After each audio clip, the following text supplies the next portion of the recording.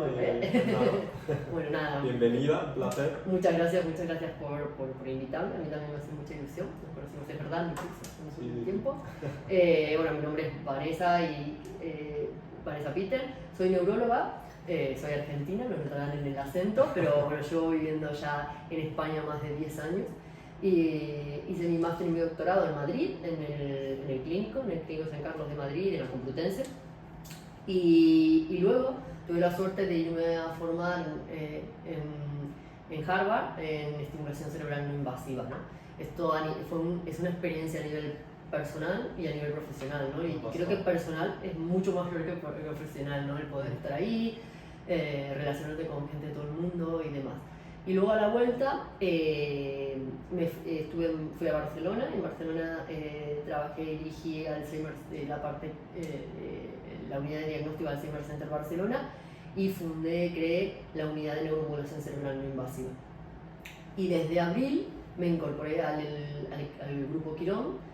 Puntualmente trabajo en Olimpia. Olimpia es del grupo Quirón, es un centro que tiene hace ya 2 años. Aquí donde estamos. Aquí donde estamos, exacto. Es un Sí. centro que tiene, está dividido como en 3 grandes centros, ¿no? El Lifestyle, Sports Center y el Medical Center. Y creo que para mí era un gran desafío. La idea era venir a montar la unidad de neuromodulación cerebral no invasiva con TMS, TDCS y realidad virtual, y el proyecto Brain Health, Cerebro Sano, ¿no? Porque aquí un poco promover desde un envejecimiento saludable, pero comenzando desde edades muy tempranas, ¿no? Ir preparando nuestro cerebro, en mi caso nuestro cerebro, pero tenemos que preparar el cuerpo, preparar todo, y por lo cual contamos con equipos multidisciplinar, tenemos fisioterapeutas, entrenadores, bueno, rehabilitadores. Nos lleva el equipo del Dr. Leyes, que es muy reconocido, para mí es un honor trabajar con él.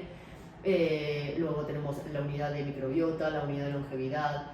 Bueno, nos permite un abordaje muy multidisciplinar y trabajamos en forma todos juntos, ¿no? Tenemos un gimnasio, una piscina, tenemos cámaras hiperbáricas, crioterapia, etcétera, etcétera.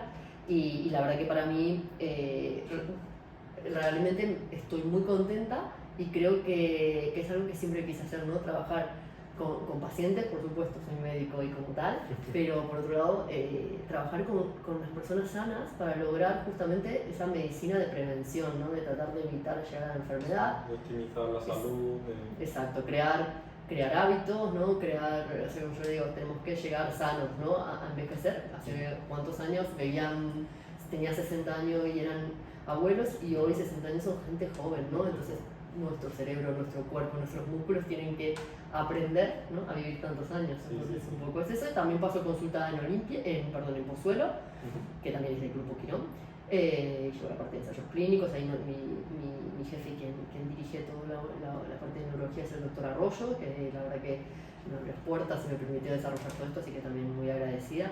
Y nada, súper contenta acá en Olimpia también con el apoyo de todos, y Ignacio, que es el gerente, también promovieron mucho la formación de la unidad, y la verdad estamos muy contentos a día de hoy. Así que nada, bienvenido a Olimpia. Muchas gracias por atenderme y sacarme un huequecito en tu apretada agenda, que es súper complejo, pero encantado, súper agradecido de ver todo el centro, de charlar aquí contigo.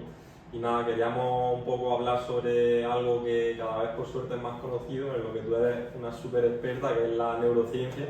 Quería que, aunque sé que es un mundo inmenso, pero que haga una pequeña introducción, y también, como tenemos la suerte de que colaboras con fisio y haces proyectos conjuntos con fisioterapia, entrenamiento y tal, pues hablar un poco. Vengo trabajando con fisioterapeutas desde, por lo menos en forma muy intensiva, los últimos 5 años, ¿no? Y creo que, y entrenadores y el mundo del deporte. Ahora justamente comienza un gran desafío también, que es el máster en alto rendimiento deportivo en la Escuela de Madrid, porque estoy trabajando en el mundo del deporte bastante.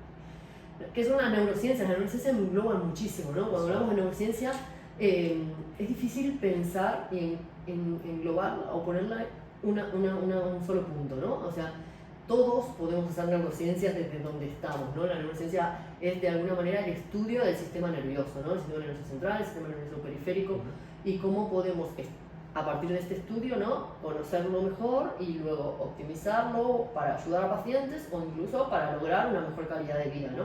Y creo que en los últimos años es verdad que ha crecido exponencialmente, ¿no? Ya no solo en el mundo de la sanidad, sino en el mundo del marketing, en el mundo de la parte comercial.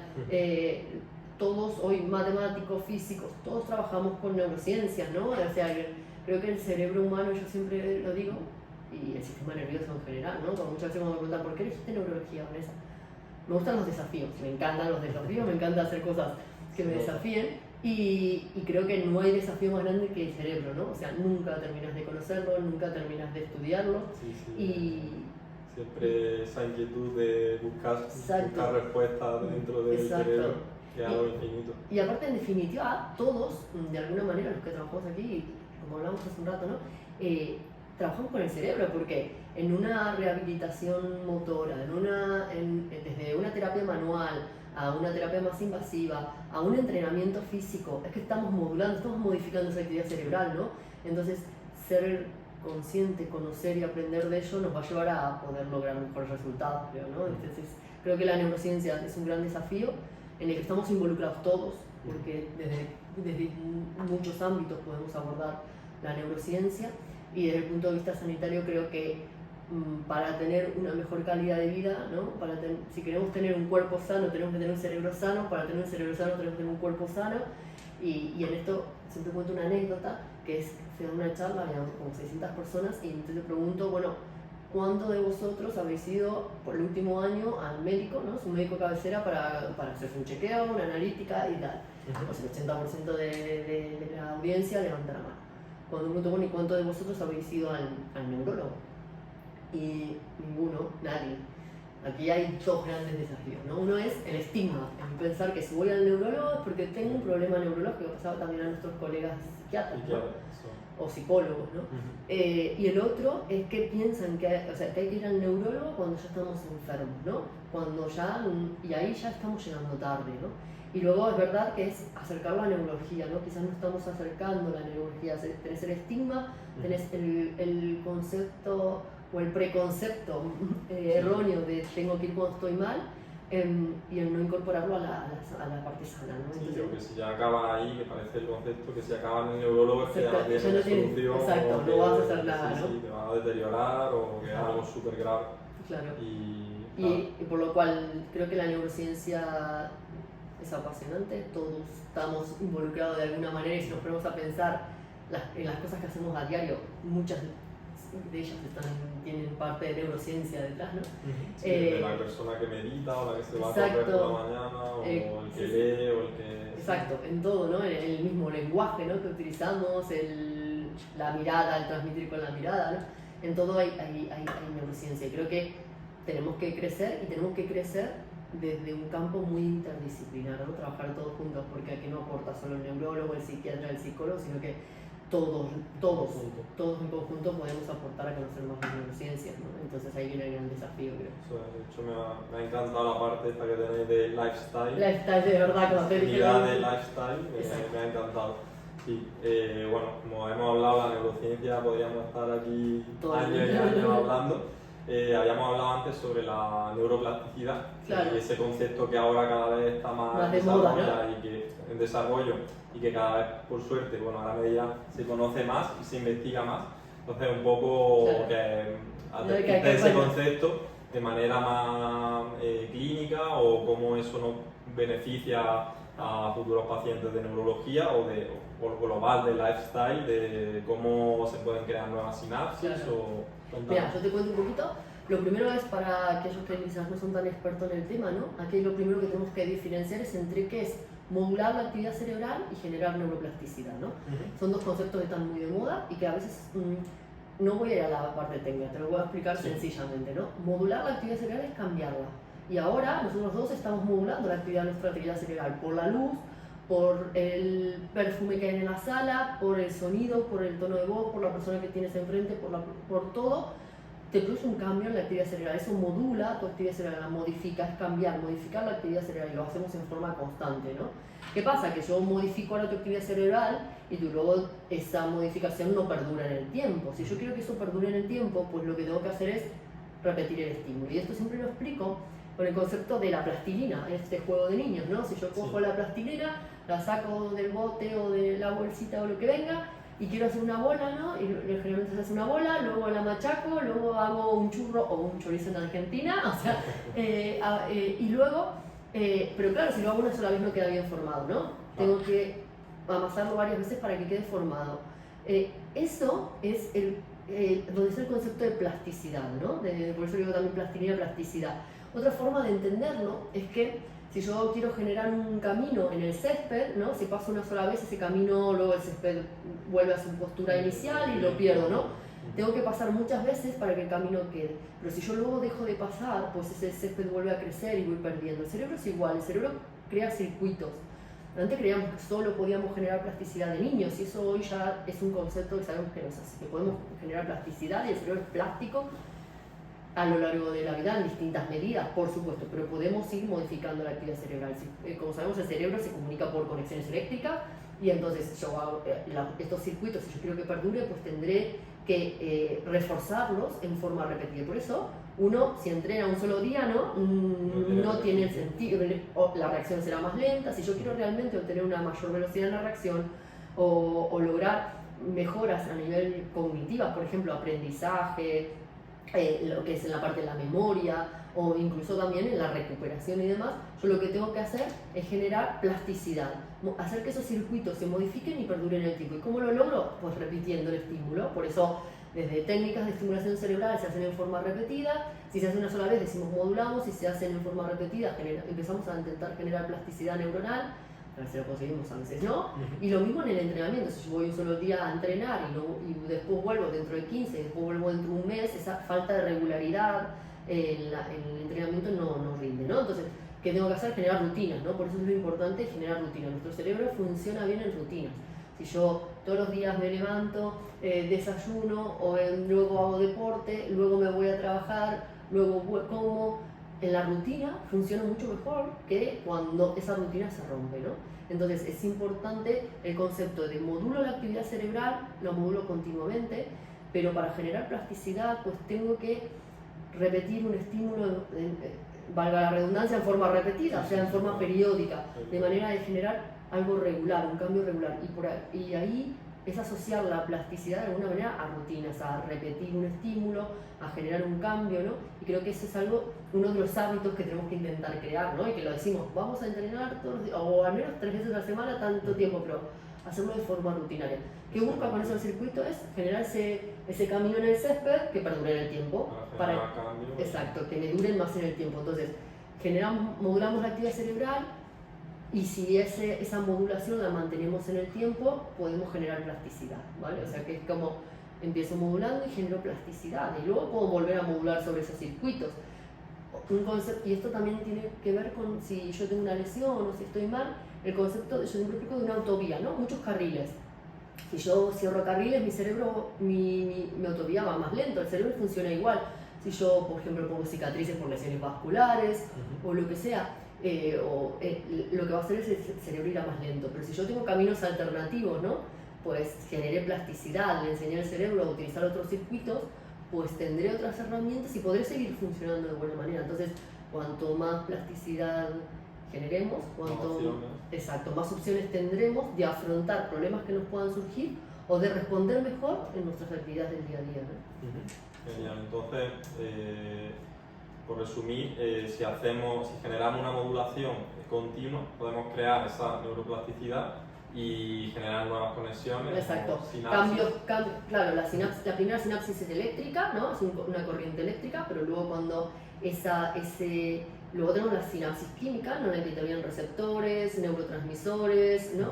Iones. Entonces, cuando nosotros empezamos a modificar en forma repetida una sinapsis, ¿no? Lo que vamos a hacer es generar plásticamente esa sinapsis. Vamos a actuar sobre receptores, vamos a actuar sobre neurotransmisores y vamos a lograr que esa sinapsis se modifique, ¿no? Y que esa sinapsis de alguna manera funcione. Es verdad que hoy sabemos, a diferencia de hace unos años que pensábamos que no, que sí podemos generar nuevas neuronas, ¿no? Que existen nuevas neuronas. Lo que pasa es que todavía de hoy esas nuevas neuronas nos cuesta entender cómo se integran a un circuito, ¿no? La conexión de la capacidad de las neuronas de conectarse con otras para generar un circuito, a día de hoy no sabemos si se logra. Sabemos que que hay neurogénesis, pero no la integración. Entonces se está trabajando mucho con células madre, con vehículos y demás, pero hoy sí sabemos que lo que sí podemos hacer es modificar la forma, de alguna manera, y la acción de una sinapsis o de muchas sinapsis, ¿no?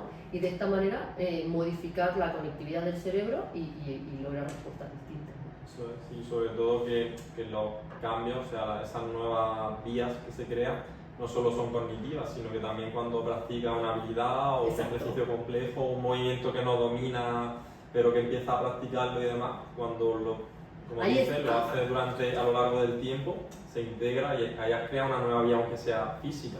Hay estudios funcionales que muestran con neuroimagen funcional o incluso con QEG, etcétera, que con conectividad, ¿no? Que se estudia, que sí comienza a verse, que se sabe claramente que no es lo mismo, por ejemplo, una persona que practica un instrumento desde pequeño a una persona que lo aprende de grande, ¿no? O una persona que entrena o hace un deporte desde pequeño a que sí lo comienzas a hacer de grande, ¿no?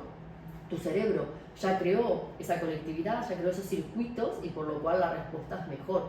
Pero eso no quiere decir que no lo podamos aprender, al contrario, ¿no? Se puede aprender y se puede aprender muy bien. Lo que pasa es que hay que ser constante, ¿no? Y decirle al cerebro, te voy a enseñar a hacer una sentadilla correctamente y hacerlo bien. Porque si lo hago mal, aprenderá a hacerlo mal, ¿no? También. Claro, sí, o estos deportistas que se le dan bien todos los deportes, pues que haría algo desde pequeño muy bien, muy constante y luego le resulta más fácil pasarse a otro deporte. Su vía motora responderá más rápido, su conectividad y su vía motora, ¿no? Responderá más rápido a una reacción que si nunca hice deporte, ¿no? Claro, gente que toca varios instrumentos o que tiene facilidad, entiendo, también para los idiomas, ¿no? Exacto, igual, es lo mismo, ¿no? Yo sí voy enseñándole a mi cerebro a responder a una acción y de esta manera tiene más formas, ¿no? Tiene más caminos alternativos para resolver el problema que tenemos enfrente, ¿no? Increíble, sí. Genial todo esto, brutal, muchas gracias. Ahora quería preguntarte porque claro, tú ya tienes muchos años de experiencia y habrás visto, aunque te dedicas ahora, o sea, eres muy especialista en la estimulación transcraneal, neuromodulación no invasiva, pero también habrás conocido la parte pues, más tradicional, quizá de tratamiento solo farmacológico o cuando empezaste a estudiar y tal. ¿Y qué diferencia hay? O sea, en algunos casos entiendo que habrá que combinarlo, pero comparar un poco una terapia no invasiva, más integrativa, como me cuentas, de lifestyle, y otra en comparación con las terapias solo farmacológicas. O sea, yo creo que cada vez hoy con el conocimiento que tenemos, con los avances tecnológicos que tenemos y con la capacidad de acceso a distintas profesiones, cada vez más tenemos que ir hacia esa medicina personalizada, pero también adaptada, ¿no? De alguna manera, en el cual el abordaje tiene que ser desde distintos ámbitos, ¿no? El fármaco, yo siempre digo que el fármaco es necesario cuando es necesario, al igual que las terapias invasivas. Las terapias invasivas no son malas, hay pacientes que se beneficiarán de terapias invasivas y hay otros que se beneficiarán de no invasivas. Lo que pasa es que si logramos que si hay una terapia no invasiva o menos invasiva que podría beneficiar al paciente, no deberíamos llegar a la invasiva, ¿no? Entonces esto nos implica conocer y trabajar en conjunto, ¿no? Entonces el fármaco a nivel del cerebro, quizás una de las grandes limitaciones que tenemos hoy es que pasa barrera hematocefálica o no pasa, ¿no? Llega al cerebro y estimula o lo modifica o lo cambia o lo que hace, pero yo no le puedo decir ve y modifica solo la actividad del prefrontal. Hoy todavía no tenemos esos vehículos, se investiga y probablemente los tengamos a futuro, hoy no lo tenemos. En cambio, yo sí puedo modificar tu actividad, por ejemplo, en la corteza motora del hombro, si te hago hacer una actividad, un ejercicio de hombro bien hecho. Y puedo ser muy específico, o te puedo modificar la actividad de la corteza motora de la mano, porque es cruzada, ¿no? Si muevo esta mano, te modificaré la actividad de la corteza motora contralateral en el área de la mano, no toda la corteza motora, con una actividad siempre de la mano. Por lo cual, creo que debemos trabajar con todas las opciones disponibles que beneficien a la persona o al paciente si tiene una enfermedad, con un mismo objetivo, ¿no? Claro, también hay que tener en cuenta que hay que conocer para poder actuar, porque si yo, como siempre digo, si yo voy a hacer algo que te va a aumentar la fuerza, la actividad de la corteza motora de la mano, pero te pongo a patear un balón que estimula el pie, quizás no hará algún efecto mejor que nada, pero no va a ser lo más potente. No, Entonces, esto lo digo es exagerado, ¿no? Pero, por ejemplo, cuando acompañamos una terapia invasiva de pinchar para poder estimular el sistema nervioso periférico con el central, funcionan muy bien combinadas. Hay que saber cómo, cuándo, ¿no? Lo mismo con el fármaco. Hay fármacos que bajan la excitabilidad cortical y hay otro, y luego nuestras terapias los aumentan. Entonces, hay veces que van juntos porque no les puedo quitar, ¿no? Una benzodiazepina y quiero que estés súper despierto para actuar cognitivamente. Hombre, si tiene una benzodiazepina, sabemos que baja la excitabilidad cortical, ¿no? Pero a veces no se la puedo quitar porque la tiene por un motivo y no le vamos a quitar. Pero sí es verdad que conocer para combinar es lo mejor. Entonces yo creo que siempre tenemos que, primero, y creo que es el objetivo hacia el que vamos, es mejorar hábitos para no llegar a estar enfermos, ¿no? Necesito estar fuerte para no llegar a estar enfermo, y si estoy enfermo, que mi cuerpo y mi cerebro estén preparados para afrontar eso, ¿no? Segundo es ir de lo no invasivo o lo menos invasivo a lo más invasivo, y todo en su correcta medida y hecho de forma con conocimiento y adecuadamente. Todo tiene su pro y su contra, todo, desde lo más mínimo a lo máximo, ¿no? Gente que no responderá bien o otros que muy bien, claro. Pero también saber a quién ir, ¿no? Porque lo hablábamos, a veces también desde medicinas muy sencillas, ¿no? Un suplemento tal, que ya lo hablaremos, pero si vamos y lo hacemos sin conocimiento, probablemente o no logremos el mayor rendimiento que puede darnos esa técnica o ese fármaco o ese suplemento, o incluso nos hagamos daño, ¿no? Pasó con el COVID, salimos a entrenar sin saber entrenar, y cuántos lesionados habrán visto, ¿no? Pues las clínicas de fisioterapia estaban desbordadas, exacto. La gente salía a correr. Yo siempre digo, claro, si tú vas a un gimnasio por la primera vez, te presentas ante todas las máquinas, nadie te enseñó a usarlas y te pones a levantar peso como si no hubiera un mañana, te terminan gestionando, ¿no? Sí. Al cerebro le pasa igual. Si yo ahora vengo y te pongo a hacer terapias sin conocimiento de lo que estoy haciendo, ¿no? Terapias para dejar de fumar, que he escuchado cada cosa, o para esto, o no, o sea, hagamos las cosas bien, ¿no? Y esto a veces, muchas veces, nos pasa también de que queremos abordar todo. Y no podemos ser buenos en todo. Tenemos que ser buenos en lo que somos buenos. Yo soy neuróloga, pero yo, si tengo que derivar al psiquiatra, lo hago, porque ellos son los especialistas de patologías de psiquiatría. O sea, depresión, ansiedad, lo manejan.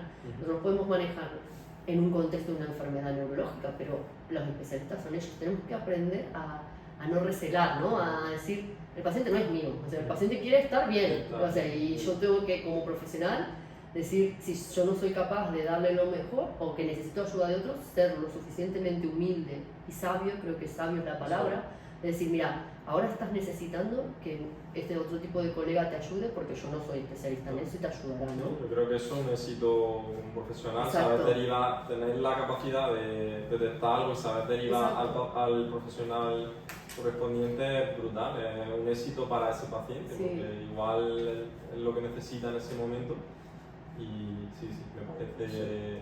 Creo que sí, que creo que es hacia donde vamos. Entonces, en forma de resumen, creo que vamos desde mejorar hábitos, mejorar estilo de vida y lograr un envejecimiento saludable, un estilo de vida saludable, un lifestyle. Luego ir de lo menos invasivo a lo más invasivo, ¿no? Entonces es un poco el objetivo que tenemos que alcanzar. Y luego nos tocará combinar, ¿no? Claro, sí, cuando sea necesario medicación, pues lo necesitaremos. Exacto. Y tal. Sí, pero tu punto de vista me gusta desde la prevención, desde cuanto antes empieces a mejores hábitos y tal, luego mejor, o si necesitas algo cuando tengas 70 años, pues igual es simplemente una... Lo vemos en el día a día, en la consulta, cuando viene alguien que ha entrenado, que se ha alimentado bien, que ha tenido una buena calidad del sueño, que a veces no le damos importancia, que ha generado hábitos saludables, no tiene tantos problemas, o los problemas los aborda distinto. Incluso hemos visto pacientes con enfermedades como un Alzheimer, por ejemplo, pacientes con Alzheimer, en el que hay una enfermedad neurodegenerativa que es que se mueren neuronas, ¿no? Que es un proceso generativo que mueren neuronas. Pero cuando tenían un estilo de vida saludable, que tenían su cuerpo y su cerebro fuertes, porque venían entrenándolo hace mucho tiempo, lo abordan distinto, tardan mucho más en presentar síntomas, tienen una reserva cognitiva que les permite tener mejor calidad de vida durante mucho más tiempo. Y esto es ganar muchísimos años. Claro. Eso cuesta, porque a veces en la consulta es, pero no me va a poner un fármaco. Y a veces, yo lo que digo es siempre que siempre yo refuerzo mucho la terapia no farmacológica y también si hay que dar, se da, no Pero yo siempre digo que hay una parte de este tratamiento muy importante, si no la más importante, que es que el balón está en su estadio, ¿no? En su estadio, o la pelota está en su cancha, diríamos en Argentina, ¿no? Pero yo no puedo cuidar el cerebro, en mi caso, porque soy neuróloga, pero lo mismo pasa con el cuerpo. Yo no puedo cuidar ni su cerebro ni su cuerpo por usted. Lo tendrá que cuidar usted. Yo le puedo dar consejos, decirle, mire, tiene que hacer actividad física, tiene que comer saludable, pero si usted no lo hace, por más fármaco que yo les ponga, no va a funcionar. No va a funcionar. O sea, o lo cuidan, cada uno cuida su cerebro, ¿no? O sea, está bien que te contar con esa información. Pero no hay un fármaco que va a reemplazar a que salgas a hacer actividad física todos los días. No existe eso. Y a la gente a veces le cuesta entender la importancia del hábito, no le da importancia y tiene para mí el mayor peso sin duda en la salud. Genial. Ahora vamos a enlazar con dos temas que quería hablar en este ratito, que es sobre el descanso y sobre el entrenamiento, los beneficios de eso. ¿Quieres hacer un pequeño paloncillo o algo? Si quieres, lo que te he dicho antes, de poner tu móvil ahí por si quieres sacar... Pensé que lo Digo, como quieras. Sí, que lo había puesto, pensé que lo había puesto y no. No, digo, por hacer así, lo hacemos como... Lo llevo al cerebro porque me es más fácil desde el cerebro, ¿no? Pero yo siempre digo que si quiero recordar cómo tengo que cuidar mi cerebro, tengo que mirar mi mano, ¿no? Yo si me miro mi mano, yo sé qué tengo que hacer para cuidar mi cerebro. El primer dedo es lo que es, de alguna manera, controlar la presión, el colesterol, el azúcar, ¿no? No tabaco, no alcohol, no sobrepeso, factores de riesgo cardiovascular, básicamente, ¿no? El punto 2 es una dieta sana. Y aquí es fundamental también, ya lo hablaremos luego, pero ¿qué implica una dieta sana, no? El punto 3, lo que es ejercicio físico. Y hasta hace poco decían las guías ejercicio físico aeróbico, y hoy ya sabemos que no, que es ejercicio físico, incluso fuerza, ¿no? Generar masa muscular, poder aumentar a trabajar sobre el metabolismo, ejercicio físico. Y aquí, ejercicio físico, mi objetivo siempre, les digo, cuando vienen de cero, es al menos 3 veces a la semana, 40 minutos, con objetivo de 5 con 1 hora, ¿no? Pero sí también aquí hay que tener en cuenta que hay que descansar. Así como el cerebro en un momento se satura cuando lo ponemos a hacer una actividad muy prolongada y muy claro, exacto, el cuerpo también, ¿no? Y es tan importante el descanso como el ejercicio, para evitar lesiones, pero además también para lograr un mejor rendimiento, ¿no? Lograr mejores objetivos, tenés que tener un buen descanso. Y de ahí vienen los otros 2 puntos, ¿no? Hasta que digamos, factores de riesgo vascular, lo que era dieta sana y el ejercicio físico. Y ahora va, primero, estimulación cognitiva, si entreno mi cuerpo, entreno mi cerebro, ¿no? Y aquí siempre digo claro, si yo voy todos los días al gimnasio y levanto una pesa de 1 kilo, ¿qué pasa? Llega un momento no avanzo, ¿no? ¿Qué tengo que hacer? ¿Aumento el peso o aumento las repeticiones? Al cerebro le pasa lo mismo. Si yo todos los días hago sopa de letras, es la pesa de 1 kilo, es mejor que nada. Pero si yo realmente quiero entrenar mi cerebro, tengo que modificar esa actividad, ¿no? Hacer un día una cosa, ponerlo en jaque, vamos a poner a hacer cosas que no tenga que hacerlo automática, que le cueste trabajo, ¿no? Y dentro de ese cuarto punto, que es lo que decía, lo de estimulación cognitiva, va también la interacción social. Y esto lo aprendimos mucho en la pandemia, ¿no? El relacionarte primero, yo siempre digo, es importante, y acá tengo, repito mucho, pero es importante la actividad en grupo, porque entreno el lenguaje, que es un dominio cognitivo muy importante, y por otro lado entreno la atención, porque yo hablo en grupo, hablo a una persona, cambio el foco de atención, vuelvo a esa persona, hablo con un lenguaje distinto, porque también hablo a un público distinto, entonces es muy importante. En pandemia, cuando usábamos las máscaras, no las mascarillas, aprendimos también a comunicarnos con la vista, que a veces antes no lo sabíamos hacer, ¿no? Y hoy sabemos mirarnos y interpretar muchas veces esa mirada, ¿no? Y luego, el último punto, fundamental, y que a veces no le damos tanta importancia, es la calidad del sueño. Y la calidad del sueño no es solo horas de sueño, es calidad del sueño, ¿vale? Entonces, respecto a la pregunta que me haces, hay que hacer ejercicio físico, ya no solo aeróbico, hay que hacer ejercicio físico de fuerza. Nunca es tarde para hacer ejercicio físico. Segundo, hay que hacer ejercicio de forma regular, con una regularidad.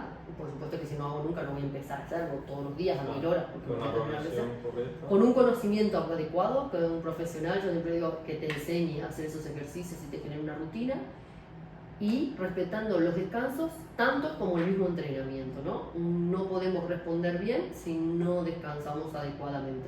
Entonces, eso es este famoso tercer paso, ¿no? De estos 5, ¿no? Que hablamos de ejercicio físico. Esto nos va a llevar también a cumplir con el primero, ¿no? Porque si hacemos ejercicio físico, manejaremos el sobrepeso, la tensión arterial. Sabemos que con el ejercicio físico la tensión arterial se controla mucho mejor. Lo mismo la glucemia, ¿no? El azúcar, el azúcar en la sangre, que a veces que en realidad es el azúcar, ¿no? O los hidratos de carbono, no solo el azúcar, pero esta glucemia también nos va a permitir manejar el colesterol, ¿no? Probablemente si hacemos deporte nos alejaremos también del consumo de tabaco y de alcohol, ¿no? Entonces, de alguna manera, el punto 1, factores de riesgo vascular y ejercicio físico van de la mano, ¿no? Si no puedo uno sin el otro, ¿no? Sí, lo bueno de esto es que al final retroalimenta. Cuando empiezas con uno, empieza a retroalimentar esta mano que nos cuentas, que te empiezas a sentir mejor.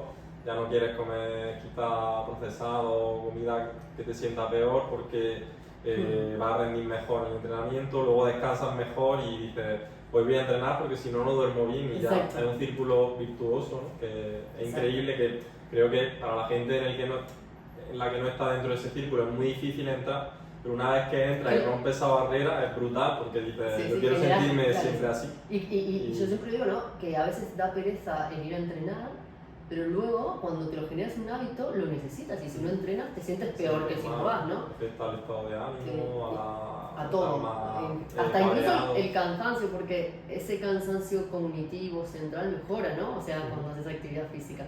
Entonces, creo que eso es fundamental, y en el descanso hablamos del sueño, ¿no? Calidad de sueño, que aquí lo que quiero hacer hincapié un poco es que no es solo las horas de sueño, sino tener una buena calidad de sueño implica, por ejemplo, se dice que uno funciona mejor, o sea, tiene una mejor calidad de sueño cuando establece rutina, ¿no?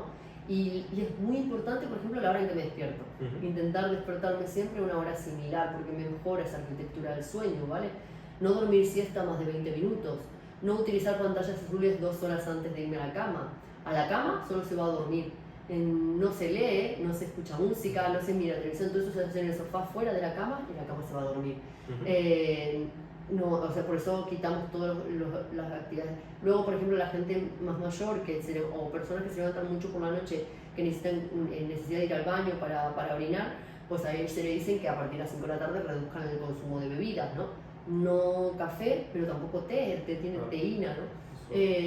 Luego, claro, no hacer actividad física a última hora del día si tengo problemas para conciliar el sueño, por lo que decíamos, te activa, ¿no? Y entonces, pues no vas a descansar. Un estresor bueno, pero un estresor. Exacto, que es bueno para hacerlo a primera hora del día o a primera hora de la tarde, pero no a última hora del día al menos. Entonces, calidad del sueño, y después, por ejemplo, claro, si hay sobrepeso hay más riesgo de hacer apneas. Y cuando hay apneas del sueño, el riesgo de hacer un ictus es muy elevado. Entonces, para eso nos viene bien estar en estado físico, porque no tendremos sobrepeso, ¿no? Entonces, todo eso es mejor descanso es mejor rendimiento físico en general, ya no solo deportivo, sino en tu día a día, en tus actividades diarias y en el deporte. Entonces, entrenar con conocimiento, sin hacer cosas que no sé, o a veces pensamos que más es mejor, ¿no? Si levanto 100 kilos es mejor, y a veces es mejor la técnica bien hecha que no te pongas a hacer lo mismo que el sueño, ¿no? La calidad versus la cantidad, importante. Y así, bueno, entrando en esta mano de hábitos, empieza lo que a ti te gusta, ¿no? Es la prevención para el beneficio y el blindaje cognitivo, neuronal, ¿no? Que si tenemos, por lo que sea, alguna predisposición genética a desarrollar alguna enfermedad neurodegenerativa o algo, porque cada vez creo que vivimos más, porque tenemos más calidad de vida, pero me decía antes que en el caso de que eso te llegue, va a estar mucho mejor, va a responder sin duda, mejor. O sea, y si tenés, claro, aquí hay un concepto importante que a veces cuesta entender, es el concepto de demencia, ¿no? Todos dicen, ¿no? ¿Tuvo demencia o tuvo Alzheimer? No, ojo, demencia para nosotros, para los neurólogos, es que hay alteraciones cognitivas y que por esas alteraciones cognitivas el paciente requiere ayuda en su día a día. pero causas de demencia, el Alzheimer es la principal causa de enfermedad neurodegenerativa que produce demencias, pero luego el alcohol, las lesiones vasculares cerebrales, que muchas veces son ictus y que incluso lesiones vasculares muy pequeñitas que no dieron síntomas, ¿no? Y que van dejando cicatrices en el cerebro y son zonas que no funcionan adecuadamente, ¿no? Entonces, claro, yo necesito, si mi cerebro está entrenado y tengo ese cerebro que se empieza a enfermar, ya sea por una enfermedad neurodegenerativa, por lesiones vasculares, por lo que sea, y yo generé muchos circuitos, generé plasticidad a lo largo de mi vida a través de rutinas, de entrenamiento, de descanso adecuado, de dieta adecuada, etc. Mi cerebro tendrá otros circuitos que podrán ayudar a reemplazar al que no está funcionando, ¿no? A veces no al 100%, pero sí el rendimiento será mejor, ¿no? Y esto se estudió en muchas poblaciones que han llegado a muy ancianas con muy buena calidad, y lo que se vio en todas en forma común es estos hábitos. O sea, no hay ningún fármaco, son estos hábitos los que generan un cambio real. Lo que pasa es que no es que voy a entrenar un día y ya no voy a tener Alzheimer, no. Esto es, genero el hábito, ¿no? Y hoy claro, exacto. Y el Alzheimer, por ejemplo, es una enfermedad que el componente genético, cuando empieza después de los 65 años, que lo llamamos senil, es bajo. O sea, importa mucho más todas estas causas que el componente genético. Cuando empiezan muy joven sí es verdad que el componente genético es alto, pero son los menos, no son los más. Uno tiene un poquito más de riesgo si tiene antecedentes familiares, pero va a pesar mucho más en lograr tener un cerebro fuerte para poder afrontar en el caso de que llegue a la enfermedad. Entonces, sin dudarlo, hay que hay que entrenar el cerebro y el cuerpo desde pequeños, desde que nos podemos mover. O sea, lo antes posible. Exacto, desde cuando podamos, ¿no? Sí, me has dicho antes, una frase que me ha gustado, que nunca es tarde, ¿no? O sea, hoy lo has dicho de otra manera, exacto, no ha sido así No, que podemos entrenar, aprender, generar plasticidad en ese momento, o aprender, y cuidar nuestro cerebro en cualquier momento de nuestra vida. Yo tengo pacientes de 103 años. Y a todos yo les mando a hacer ejercicio, en la medida de lo posible, por supuesto, no lo voy a poner a hacer algo que no pueda hacer, pero mejor tarde que nunca, ¿no? Ese famoso dicho, o sea, empezar, no voy a obtener de objetivo, claro, el que entrena de los 4 tendrá sus circuitos súper establecidos, pero lograré que mi cerebro se oxigene mejor, que las respuestas sean mejor. Entonces, sin duda, no importa si tengo 20, 30, 40, 60, 80, 90, mientras esté vivo, puedo generar esos hábitos. Con mejor o mayor rendimiento, claro, pero nunca es tarde, o sea, siempre hay que generarlos. Igual no son vías tan grandes, claro, tan fuertes, pero se generan igual. Es mejor que nada, ¿no? Y más cuando vamos siendo mayores, y ya si hay enfermedades neurodegenerativas más todavía, ¿no? Es como yo siempre digo, si te lesionas un músculo y dejas de moverlo, si yo dejo de cuidarme, pues mi cerebro va a dejar de cumplir su función, ¿no? O sea, el músculo, el brazo que no muevo por una lesión me cuesta más recuperar, el cerebro es lo mismo.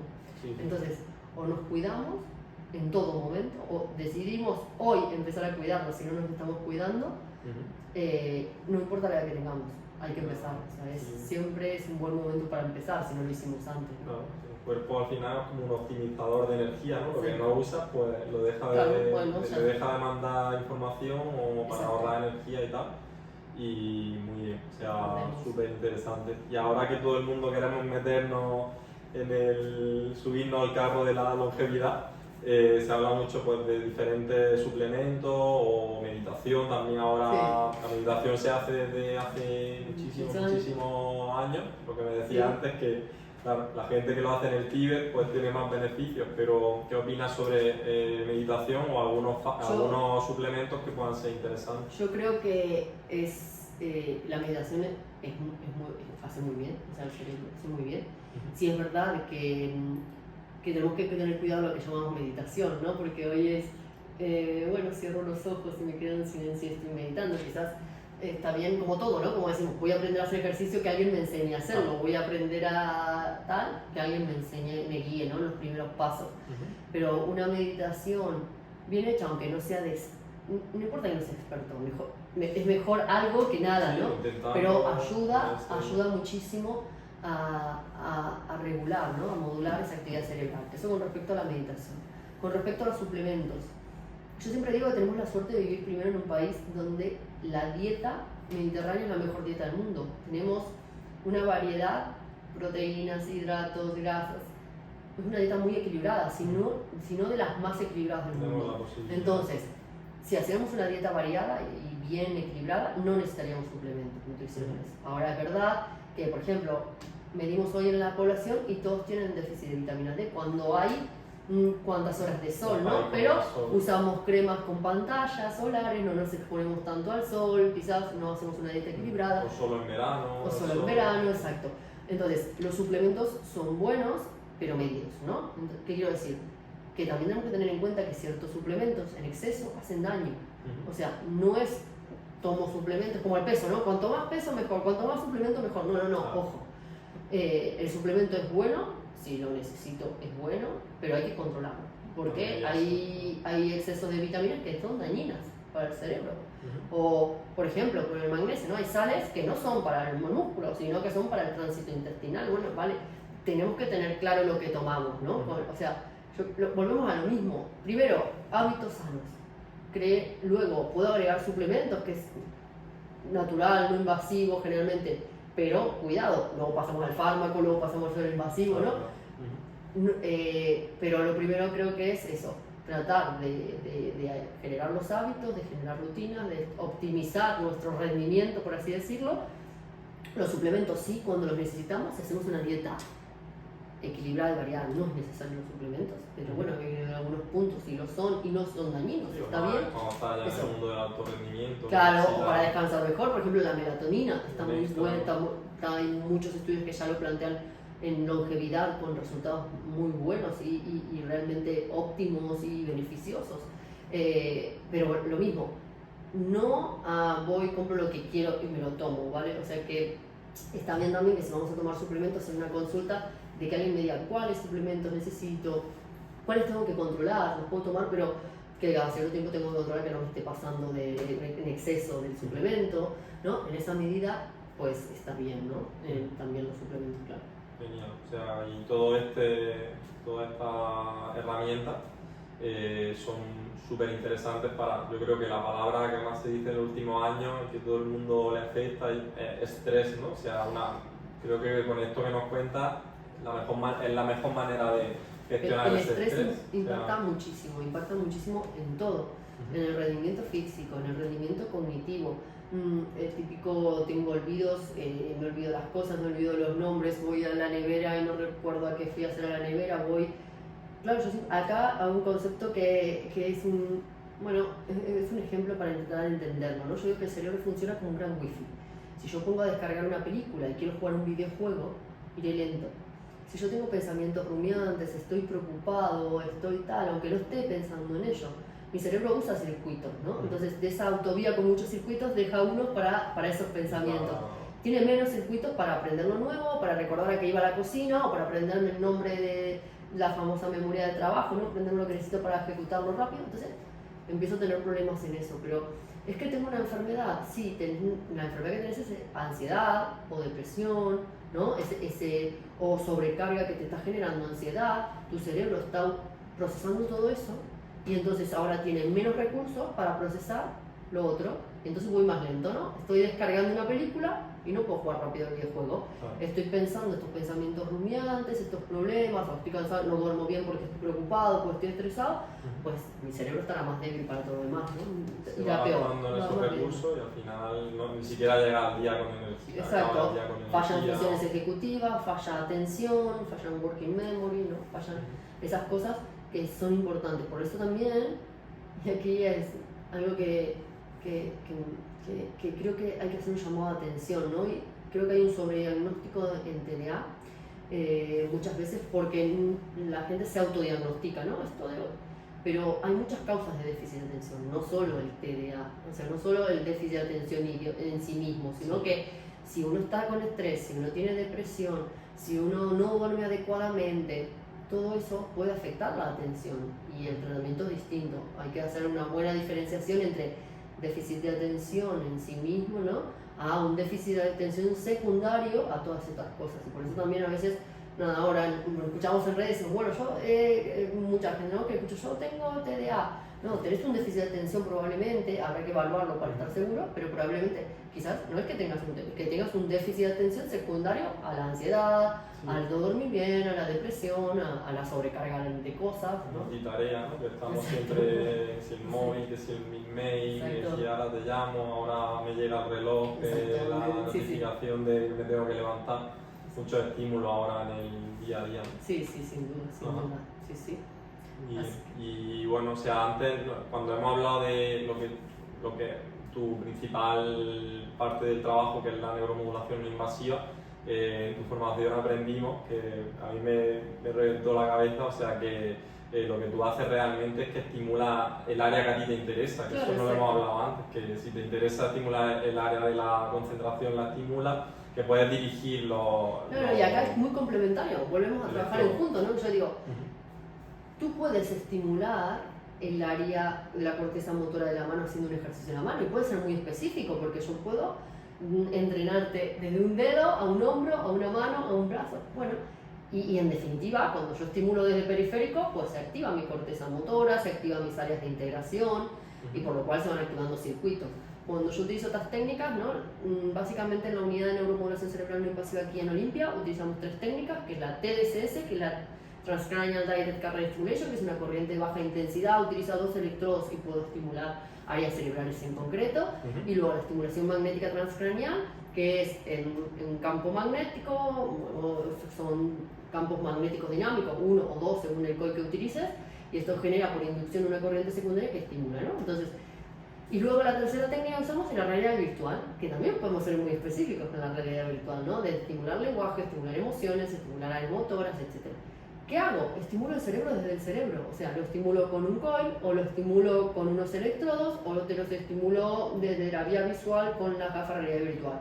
Pero si yo a eso le agrego la estimulación de la misma área con un ejercicio específico, no sé, yo quiero tratar el dolor de un hombro, ¿vale?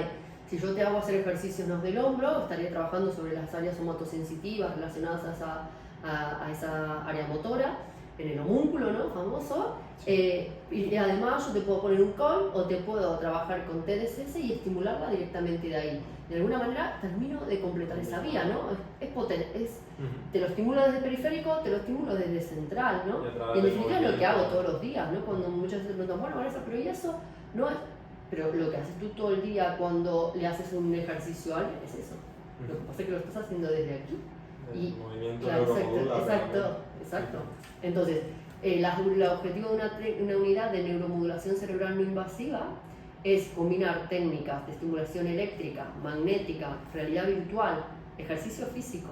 Por eso todos mis equipos siempre hay fisioterapeutas, entrenadores, o trabajo en colaboración con ellos o demás, psicólogos para todo lo que es la rehabilitación de las emociones, psiquiatras para trabajar todas las partes de las emociones, rehabilitadores, es que podemos trabajar todos, ¿no? O sea, yo te lo estimulo desde, claro, nutricionistas, bueno, la microbiota, que entramos en todo esto, que aquí tenemos la unidad de microbiota.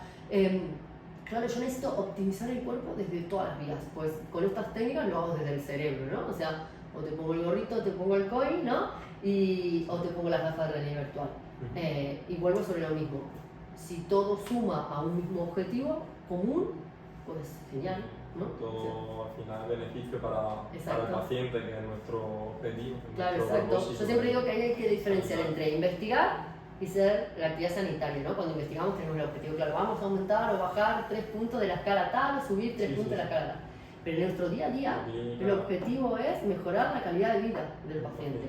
O mejorando el dolor, mejorando la función motora, el lenguaje, otras funciones cognitivas, lo que sea, el sueño, pero cuanto lo abordemos desde más claro, exacto, mejor, ¿no? O sea, sí, al final le das todas las herramientas, ya es que la utilices. Trabajas en los 5 dedos, nada más que ahora lo haces en un mundo profesional, ¿no? Aquí tendríamos el cardiólogo y el médico internista que tiene que controlar todo eso, el nutricionista, la dieta, tenés el endocrino, el nutricionista, el ejercicio físico, fisioterapeutas, entrenadores, rehabilitadores, trauma, luego la estimulación cognitiva, psicólogo, interacción social, psicólogos, psiquiatras, neurólogos, calidad del sueño, y ahí somos todos, porque en definitiva, ¿no? Ahí tenemos que intervenir todo. Entonces, eso es lo que logramos. Estas técnicas es como una herramienta que viene a sumar, ¿no? Yo digo, no competimos con nadie, sumamos. Vamos a sumar a tu técnica, que usas todos tus días, intentar hacer en esos que a veces no... Hay algunos que no la necesitarán, porque con lo que haces a diario ya te alcanza.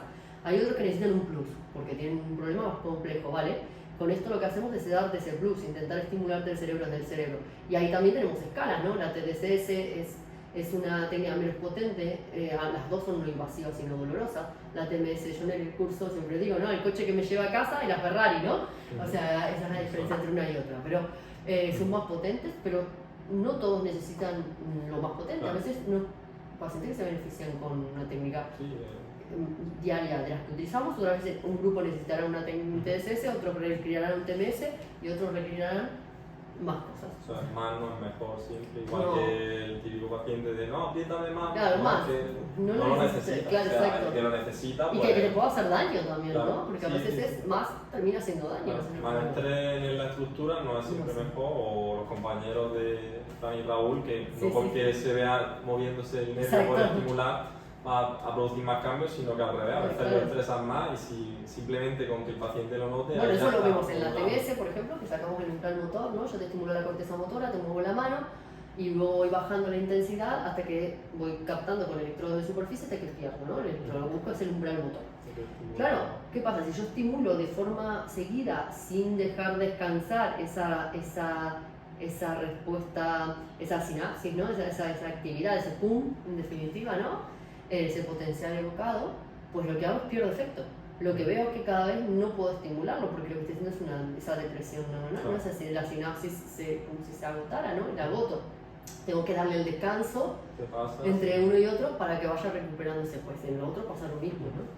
Sí. Lo que es la neuromodulación no invasiva en el deporte de alto rendimiento, y ese tema sé que te fascina también. Cuéntanos un poquito cómo lo haces, cómo lo aplicas, en qué se benefician esos deportistas versus los que no hagan ese tratamiento o esa terapia. Aquí hay que ser muy cuidadosos, pues yo digo, con las palabras que usamos, ¿no? En definitiva, a día de hoy sabemos para lo que sirve la técnica, ¿no? Podemos trabajar sobre la fatiga motora, la fatiga cognitiva, podemos trabajar incluso cambiando la excitabilidad de la vía motora y por lo cual obtener una respuesta más rápida, una recuperación más rápida, podemos lograr mayor contractibilidad, por ejemplo, sostenida del músculo, podemos lograr también aumentar la atención, tanto en el entrenamiento como por ejemplo en la competición, ¿no? Entonces, en esto se ve el impacto en el entrenamiento, un entrenamiento con un foco de atención sostenido mucho mayor y tal. Y luego también trabajar todo, y que creo que es fundamental también el abordaje cognitivo-emocional, ¿no? Del deportista, ¿no? El deportista que entrena todos los días, que entrena una carga altísima para una competencia que a veces solo dura minutos, aunque otras duran horas o lo que sea, pero es verdad que trabajan todo muchísimo tiempo por un momento, ¿no? Que algún mínimo fallo puede hacer que de alguna manera se sientan frustrados ese día, y eso requiere una fortaleza emocional y cognitiva muy grande, ¿no? Y en eso es todo lo que podemos trabajar, y de esta manera, claro, cuando mejoras todos estos aspectos, cuando logras mejorar todos estos aspectos, y no a todos lo mismo, sino que necesitas mejorar a la necesidad de cada uno, de cada equipo, de cada deporte, ¿no? O sea, pero por ejemplo hay trabajos en baloncesto, que incluso trabajando sobre áreas de atención lograban mejorar el número de encestadas. O por ejemplo, hay trabajos en ciclistas, ¿no? Velocidad de reacción, números de caídas. Hay trabajos en fuerza, en la que mejora la contractibilidad de distintos grupos musculares, incluso en lo que es la coordinación, ¿no? Y la capacidad de respuesta. Puedes mejorar la calidad del sueño, porque también trabajamos sobre calidad del sueño. Entonces, claro, mejoras la calidad del sueño, mejoras la arquitectura del sueño, mejoras el rendimiento al día siguiente, ¿no? Podés mejorar dolor, por ejemplo, cuando se lesionan, entonces trabajar sobre ese dolor agudo y luego sobre el dolor crónico, logrando a veces trabajar sobre no solo el dolor en sí mismo, sino también el miedo al dolor, ¿no? Cuando tienes una lesión muy grande que tienes que rehabilitar, que te lleva mucho tiempo recuperarte, volver a entrenar, y poder volver a entrenar al nivel que entrenan los deportistas que compiten, ¿no? Es verdad que a veces no solo es el dolor, sino es el temor a volver a tener el dolor o el temor a volver a tener casi desarrollan quizás un miedo patológico, ¿no? Que a veces llega a ser muy importante y que limita mucho el entrenamiento. Entonces, de alguna manera mejoras el rendimiento mejorando distintos aspectos, ¿no? En los cuales las técnicas tienen gran evidencia, ¿no? No puedo decir que reduzco el número de lesiones porque hoy no hay un trabajo que te diga esta técnica reduce el número de lesiones, no. Lo que pasa es que yo te mejoro la fatiga, te mejoro la atención en el rendimiento, te mejoro el dolor o mejora la contractilidad del músculo, la velocidad de respuesta de la vía, porque la podemos medir y eso sí, la TMS por ejemplo es un marcador en sí mismo, entonces puedo medir potencial evocado, el tiempo, la latencia, etcétera, y lo podemos ver los cambios. Puedo ver también como biomarcador si estoy entrenando, por ejemplo, en forma simétrica o asimétrica un músculo. A día de hoy, por ejemplo, sabemos que la recuperación, por ejemplo, en las cirugías de un ligamento cruzado produce cambios a nivel de la conectividad cerebral, tanto en áreas motoras como en áreas también sensitivas, y sabemos que con estas técnicas lo podemos modular. Entonces, propiocepción y exacto, propiocepción, áreas somatosensitivas. Bueno, hay estudios en músicos, ¿no? Que, por ejemplo, mejora la capacidad táctil en las tocadas de instrumentos. Incluso hay estudios también en matemáticas, en aprendizaje de idiomas, ¿no? Pero creo que volvemos a lo mismo, a cada uno lo que necesita trabajando distintos aspectos. No es que vas a mejorar el rendimiento en sí mismo, sino que vas a mejorar los aspectos que van a repercutir en el rendimiento, claramente, ¿no? Cositas concretas que van a repercutir. O por ejemplo, cuando se tienen que recuperar muy rápido entre una competencia y la siguiente, que a veces tienen poco tiempo, ¿no? Entonces ayudarles a... Entonces, estas técnicas tienen mucha evidencia científica. A día de hoy la TMS tiene publicado en sí mismo ya sobre entre 26.000 artículos aproximadamente, y la TMS tiene ya más de 9.000 artículos, por lo cual la evidencia científica es altísima, pero en lo que es, ¿no? O sea, para fatiga, para atención, funciones ejecutivas, por lo cual la ejecución de tareas complejas, de working memory, ¿no? Por lo cual trabajamos también mucho déficit de atención. Podemos trabajar también calidad del sueño, en insomnio, tiene muchas evidencias. Podemos trabajar dolor crónico, ¿no? Podemos esta fatiga que te dije, motora y cognitiva, y también de recuperación. Y luego, sin olvidarnos toda la parte emocional, ¿no? O lo que es ansiedad, incluso la ansiedad anticipatoria a la competencia, ¿no? La preparación a competir en alto rendimiento o con un estrés muy grande, los síndromes depresivos que a veces ocasionan la frustración de no haber logrado algo por lo que sea, y luego el burnout, ¿no? En los deportistas llegan con un estrés y con una fatiga cognitiva que están cansados, entrenan muchísimo para una competencia que es un día que, como todos, podemos tener un error, y que en ese error se están jugando el trabajo de un año o más, o 2 años, o en un olímpico, ¿no? Entonces, exacto, para 100 metros, entonces, que te equivocas en cualquier cosa y falla, ¿no? Entonces, trabajamos sobre todas esas áreas y lo trabajamos en forma todo multidisciplinar, ¿no? El entrenamiento, el fisioterapeuta, la rehabilitación, el trauma, la unidad de dolor, la unidad de sueño, los nutricionistas, con unidad de microbiota, luego trabajamos todo lo que es la cámara hiperbárica, tenemos aquí, entonces tenemos la posibilidad, por ejemplo, de hacer todo lo que es rehabilitación, la crioterapia que te enseñé, las piscinas de rehabilitación. Entonces, a través de todo eso, claro, si yo mejoro esos aspectos y te ayudo a recuperarte en esos aspectos, te estoy ayudando al rendimiento deportivo. No es que directamente, es un impacto indirecto de haber mejorado cosas en las que ya hay evidencia científica. Y con eso hay que ser claro. Yo siempre digo que con las técnicas hay que ser cuidadosos, porque lo que hacemos, si no, a veces generamos como la mala fama, ¿no? De la técnica. Claro, en esto lo que vamos a ir a mejorar son esos aspectos, que esos aspectos luego repercutan en el rendimiento, probablemente, que repercutan en el riesgo de lesiones, probablemente, pero bueno, todavía eso no hay un biomarcador que te diga vamos a mejorar el rendimiento global de todos los deportes, no vamos a mejorar eso. Vamos a mejorar fatiga, vamos a mejorar dolor y fatiga cognitiva motora, vamos a trabajar sobre lo que es funciones ejecutivas, atención en el entrenamiento y en la misma competencia, y en esto incluso en lucha libre, hay muchísimos trabajos. Fútbol, por supuesto, entonces vamos a mejorar el rendimiento cognitivo te vamos a ayudar en la gestión de las emociones y la ansiedad para la competencia, y luego en la recuperación por competencia, ¿no? Y también en ese síndrome de burnout, que engloba mucho de todo esto junto, ¿no? Y en calidad de sueño, entonces todo, podemos mejorar todo eso. Y lo bueno es que no es que a todos le hace lo mismo, sino que le haces a cada uno. Para eso le hacemos una evaluación antes muy completa y definimos qué necesita cada uno. Y en base a eso, pues, impactamos desde todos los ámbitos, y entre ellos la unidad de neuromodulación tiene un peso aquí muy importante, por lo cual, y esto ya es traerme agua a mi tejado, ¿no? Que dicen, sí, claro. Pero creo que hasta hace poco no veíamos a los neurólogos dentro de los equipos deportivos, ¿no? O sea, claro, sí, la medicina deportiva, por supuesto, la rehabilitación, fisioterapia, entrenadores, psicólogos incluso, pero los neurólogos nos quedamos un poco fuera, ¿no? Y como empezamos esta charla, ¿no? Diciendo que no puede haber un cuerpo sano sin un cerebro sano, tanto neurólogos como psiquiatras creo que tenemos que tener un rol ahí dentro, porque creo que podemos aportar, ¿no?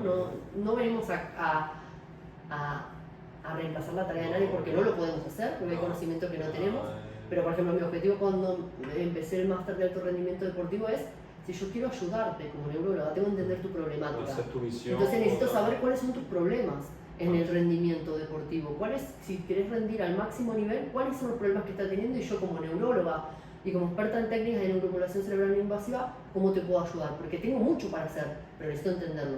Entonces creo que trabajar juntos para trabajar desde el cerebro y ayudarte al rendimiento motor, físico y emocional. Eso es increíble, y todo esto lo enseña en el máster de alto rendimiento, ¿no? de Real Madrid. Y sí. Increíble que pueda aportar. Es increíble. Yo, por ejemplo, como fisio, si accedo, o los entrenadores, o que vayan a una formación en que una persona como tú, con yo siempre cuento que soy como la mascotita igual, porque soy el raro, o sea, en este máster no estaba previsto por ANECA que entre nunca un neurólogo, por lo cual tuvimos que entrar por vía internacional, bueno, tuve que hacer unas cosas, pero espero llegar para abrir las puertas a muchos otros colegas que empiecen a involucrarse en esto, porque creo que los necesitamos, ¿no? O sea, necesitamos poder entrar en todo esto y trabajar juntos, que era, hoy también me dijiste cuando empezamos, ¿no? Que yo trabajo mucho con fisio.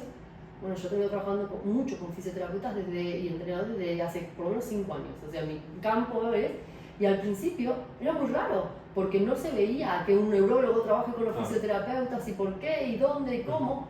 O sea, yo todo lo que aprendí en estos años, lo que me queda por aprender es increíble, y creo que tenemos que trabajar juntos. Sin duda. Nada más que cuando yo fui a tu formación y vi que la compañera de al lado era psiquiatra, el de adelante era neurólogo, en la comida, nosotros los fisios estamos siempre con fisios, o entrenadores, y el verte con ese círculo tan diferente de especialidades, aprendí otra visión brutal, y luego lo que nos contaba durante la formación, pues imagínate, a mí llegué a mi casa súper alterado porque dije, yo esto tenía que saberlo antes, ¿sabes? Eso es lo lindo, para mí también para mí fue igual, O sea, yo aprendí de vosotros muchísimo, creo que me queda muchísimo por aprender, bueno, es más, estoy haciendo una formación con vosotros porque creo que tengo mucho por aprender, pero creo que ahí está la riqueza, ¿no? Juntemos cosas, tratemos de aprender y después de mejorar al deportista, a la persona que quiere envejecer sano, a quien quiera vivir sano para luego envejecer sano, y al paciente, ¿no? Que tiene enfermedad. Que lo necesita, sí o sí, genial. Y esto, bueno, cuando hablamos ese día que nos conocimos, que podía aplicar estas técnicas mientras el deportista está haciendo su actividad, que eso es increíble, el calentamiento, me comentaba. Nosotros acá tenemos, o sea, por ejemplo, lo que es la TMS, trabajamos mucho con realidad virtual porque tienen que estar sentados para el call, pero la TDSS lo pueden hacer mientras están entrenando, mientras están corriendo, mientras están haciendo actividad en el gimnasio. En lo único que no lo metemos es en la piscina, pero lo podemos hacer antes o después, pero obvio, porque no le vamos a poner con electricidad, pero eso no quiere decir que no entrenemos, sino que nos entrenamos antes o después. Claro, después, pero los podemos entrenar haciendo la actividad, o sea, no, incluso la estimulación cognitiva también de los psicólogos, ¿no? Que están haciendo actividad cognitiva, tenemos siempre muchos juegos, ¿no? Es simultáneo, porque es lo mismo, es claro, si yo quiero estimular el cerebro, cuanto más lo estimule con el mismo objetivo, mejor, ¿no? Yo siempre como poner un banquito y estar más cerca de tocar el techo, ¿no? Si quiero tocar el techo, cuanto más banquitos ponga, más cerca estaré. Si le sumo el ejercicio, si le sumo la estimulación cognitiva, la emocional, la TMS, la TDCS, pues estamos más cerca, ¿no?, de llegar al mejor rendimiento. Increíble. Sí, que trabaja no solo con deportistas lesionados, sino con sanos para lograr mejor rendimiento. O sea, mejorando, eso es lo que digo, no es la palabra mejor rendimiento, o sea, que lo mejor es todo lo que puede impactar en su rendimiento, ¿no? Y trabajamos en el día a día, como como entrenáis el cuerpo, pues nosotros entrenamos el cerebro y juntos los resultados son mejores, ¿no? Creo que lo decía Iliad Norturia, ¿no?, que para hacer un cambio no tenés que abordar esto de todos los campos, ¿no? O sea, sin un cuerpo fuerte no tendrás un cerebro fuerte, pero sin un cerebro fuerte no vas a poder ser nunca campeón, ¿no? Porque necesitas tener una potencia increíble. Entonces creo que ya no es, por eso diferencio mucho los pacientes de sano, ¿no? Hoy no estamos destinados al 100% al paciente enfermo, sino a la persona sana que quiere envejecer saludablemente, al deportista que quiere obtener el mejor rendimiento en lo que hace y si pasa algo poder resolverlo mejor y lograr, y la persona que quiere rendir mejor en su día a día, ya sea cognitivamente o físicamente. Y esto, el cerebro, pues es tan plástico que yo puedo elegir el área cerebral que necesito estimular. Entonces, si quiero trabajar atención, iré al área de atención. Si quiero trabajar memoria, me puedo trabajar en circuitos o puertas de entrada para la memoria. Yo siempre digo que es como un gran dominó, ¿no?, que solo tengo que elegir la mejor puerta de entrada, la que derribe más fichas, ¿no?, la que tire más circuitos, la que conecte más circuitos en el cerebro.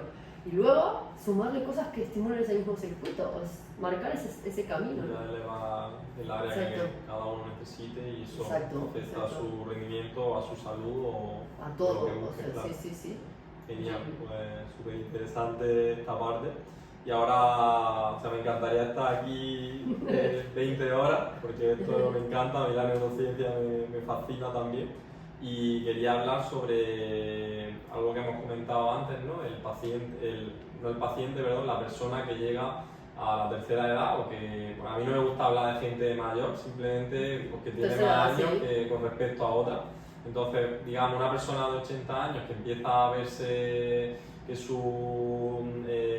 cognitivamente ya no se defina, ya no responde como antes, tiene más despiste, o incluso su familia obviamente se da cuenta, y que te preguntaba antes que si se puede hacer algo desde esa edad, claro. Y tú obviamente me dices que... O sea, yo que te decía hoy, tengo un paciente de 103 y no me olvido nunca que viene porque tenía algunos despistes, con 103 años, ¿no? Y yo le mandé a hacer lo mismo que le mando a todos, estos 5 días, ¿no? Cuide sus factores de riesgo vascular, haga actividad física, tenga una dieta sana, estimule su cerebro cognitivo, mente, haga ejercicio de estimulación cognitiva, póngalo en jaque, interacción social, haga actividad de grupos, duerma bien, a cualquier edad. Hasta el último día que vivamos podemos mejorar nuestra calidad de vida si hacemos todo eso. No con 103 años. Y ese día el señor, era una señora, venía la señora y venía con su marido y me dice, y yo le digo, pero qué, mire la edad que tiene, mire cómo está así, pero mire hermoso, 105 tenía su marido y estaban los dos ahí. Increíble. Entonces, claro, eso es también que a lo largo de su vida algo han hecho bien, ¿no? Probablemente, llegar a esa edad cognitivamente bien. Yo creo que hacemos, bueno, en la sociedad hay como, o lo que yo he observado últimamente que me interesa este tema, es que a veces no, la persona cuando se jubila, o sea, hay ahí como un bajón, ¿verdad? Muchísimo. Como acabo mi actividad, como, entre comillas, dejo de ser útil para la sociedad o dejo de dedicarme a aportar a mi profesión a la que me he dedicado desde los 15 años, 20, lo que sea, y en ese momento es como que empieza como a fragilizarse, ¿no? Incluso el resto es como, mi padre ya se ha jubilado o mi tío ya se ha jubilado, y empieza a fragilizarse ya no solo cognitivamente, sino físicamente. Ya y porque delegamos, ¿no? Porque siempre decimos, bueno, ahora no tengo tiempo, pero tengo tiempo para scrollear el móvil 1 hora, que no lo contamos, y si te pones a contarlo, yo me acuerdo que cuando empecé a trabajar estos hábitos me instalé una que te medía el tiempo que usabas para todo, y cuando sumabas el tiempo que te pasabas entre el WhatsApp, que te parece que yo tengo 1000 actividades, por lo cual nunca, pero lo mirás y es un montón de tiempo. Entonces a veces no es que no tenés tiempo, es que no te creaste el hábito, es que encontrar 30 minutos para hacer actividad física es que te la gastás en otra cosa, o encontrar 30 minutos para leer un libro o para yo siempre digo que no tenés que ir a un taller de memoria, con que hagas algo que te estimule cognitivamente, como si te guste hacer teatro, coro, pintar mandalas, un instrumento musical que es maravilloso, un idioma, lo que sea, o sea, aprender un taller de huerto, ¿no? Sí, o sea, no tiene por qué ser aburrido. No, exacto. Y puede ser diverso. Y es encontrar, siempre hay un tiempo, lo que pasa es que hay que haber ganas y creo que tenemos que ser conscientes de lo importante para la salud y de que si no lo invertimos en eso lo vamos a gastar luego en enfermedad. Las sociedades más obesas, por ejemplo, con mucho sobrepeso como es Estados Unidos, tienen muchísimos más problemas para andar, lesiones, y eso es porque no comen bien, ¿no? O no hacen actividad física adecuada, entonces... Van más en coche a todos lados, está todo diseñado para ir en coche, no incluso voy al restaurante, no me bajo ni del coche para comer, voy al cine y me quedo en el coche, tienen esa cultura más de... Sí. Y que ojalá no caigamos en eso, ¿no? Sí, es verdad que está aumentando la tasa de sobrepeso en la sociedad, porque nos hacemos un poco más sedentarios y comemos peor calidad, y nos olvidamos y no dormimos bien y creemos que eso no es importante.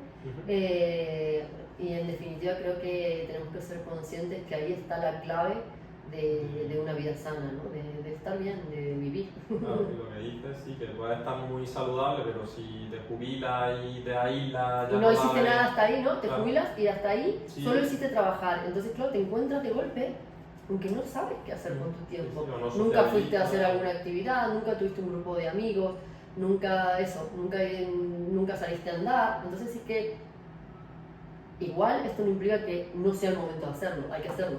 Lo que pasa es que cuanto antes seamos conscientes, ese impacto lo notaremos menos. Si tenés más cosas más allá del trabajo, cuando te jubiles no notarás tanto la falta del trabajo. Sí, socializar, todo. Exacto. Gente que te ¿no? Decía, se ha muerto de pena. Claro. Quizás estaba solísimo, estaba súper bien de salud, pero no estaba solo, no socializaba. No hablabas con nadie, estaba triste, estaba deprimido y al final los órganos dejan de funcionar. Y empezás a tener mucha apatía, no tenés iniciativa por las cosas, entras en un síndrome depresivo, ¿no?